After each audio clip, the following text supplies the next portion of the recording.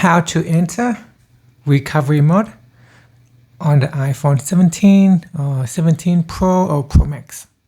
Okay, first connect the iPhone 17 to a computer or a Mac. If you're on a Mac, open Finder. If you're on Windows PC, open up iTunes, and here I will tap on Trust. Okay, after that, press the following button sequence quickly. So press and quickly release the volume up button, and then press and release the volume down button, and press and hold on the side button. So let's do it now. Volume up, volume down. Now press and hold on the side button here.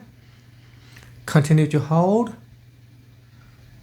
And continue to hold. Now do not release when the Apple logo appears.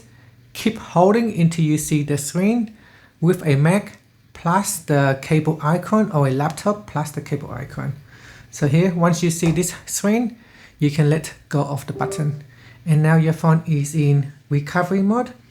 On iTunes or in Finder, you should see a message pop up asking if you want to allow the phone to connect to the computer. And from there, you can try to update or restore your iPhone. And that's it.